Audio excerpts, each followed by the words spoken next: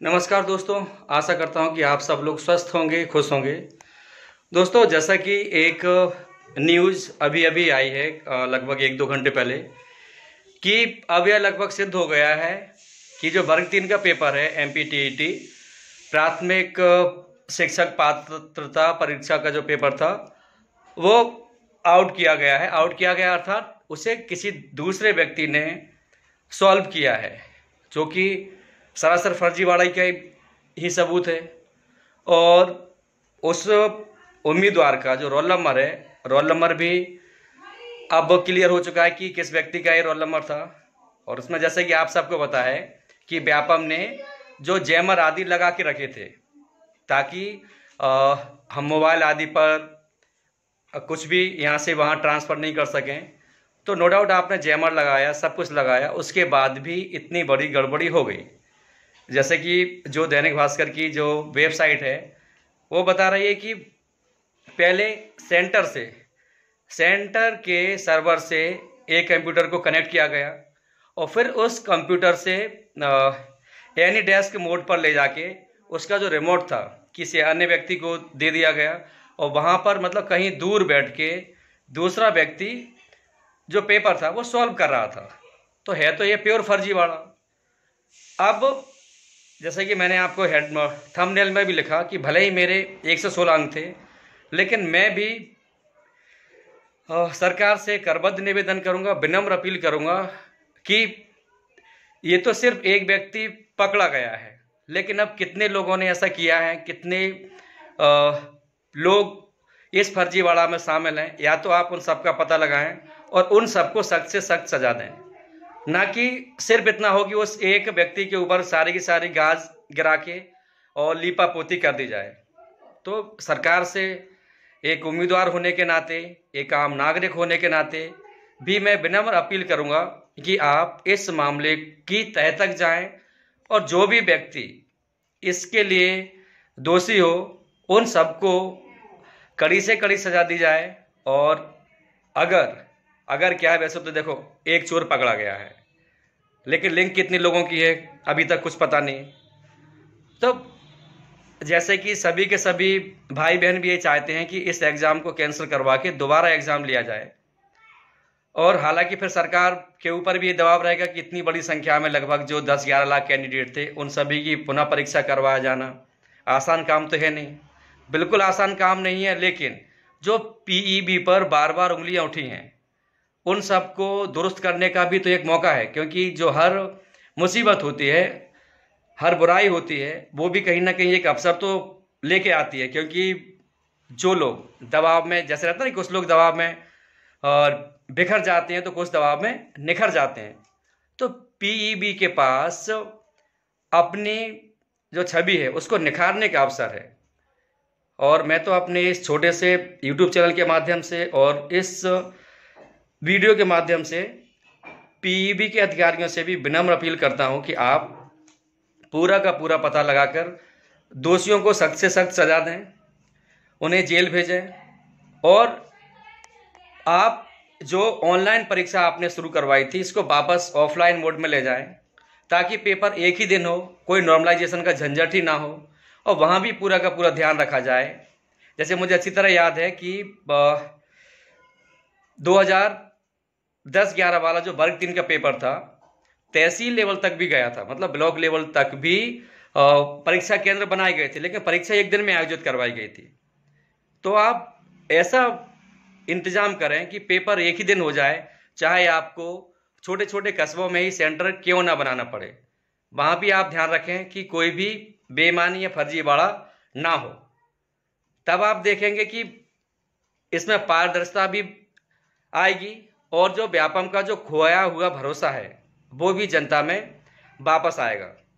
Otherwise अगर सिर्फ इतना किया गया कि जो रोल नंबर शो हो रहा है उस एक उम्मीदवार को और उससे जुड़े हुए जो इन्वेस्टिगेटर हैं उस एग्ज़ाम हॉल के, उसको सजा देकर अगर आपने छोड़ दिया तो एक तो वो दोषी बच ही गए, उन्हें लगेगा कि यार चलो हम तो बच गए। दूसरा, आप सभी के शायद न्याय नहीं कर पाएंगे। तो बार बार मैं कह रहा हूं कि देखो 116 अंक मेरे थे और इतने बिजी शेड्यूल से टाइम निकाल कर पढ़ना मजाक नहीं है। अभी मेरे 116 अंक थे, बाद में कितने आएंगे मुझे भी पता नहीं है। उसके बाद भी मैं सरकार से और पीईबी के अधिकारियों से विनम्र अपील करता हूं कि आप इस परीक्षा को रद्द करके पुनः ऑफलाइन मोड में करवाएं, और अगर ऐसा ही कुछ पुलिस भर्ती परीक्षा में भी हुआ है तो वो भी रद्द होना चाहिए। और लेकिन इन सब के लिए कहीं ना कहीं दोषी हम भी हैं। जैसे मान लो कि मैं हूं, मुझे नौकरी चाहिए, तो मैं किसी भी हालत में नौकरी करना चाहता हूं, चाहे साम दाम दंड भेद जैसे हम कहते हैं, मतलब मेहनत की दम पर नहीं। तो मुझे ऐसा लगता है कि हम लोग ऐसा भी कर सकते हैं, जैसे एक भाई ने फेसबुक पर कमेंट किया था कि मुझे भी ऐसा लग रहा था कि ये जो लड़की है मेरे रूम में कुछ गड़बड़ है। तो हमें भी थोड़ा सतर्क रहना चाहिए शायद, या फिर ऐसा कुछ नियमावली ही बना देनी चाहिए कि सेंटर में अगर आपको कोई शक होता है तो उस व्यक्ति से कुछ क्रॉस क्वेश्चंस करने की परमिशन वहां बैठे हुए उम्मीदवारों को भी होनी चाहिए।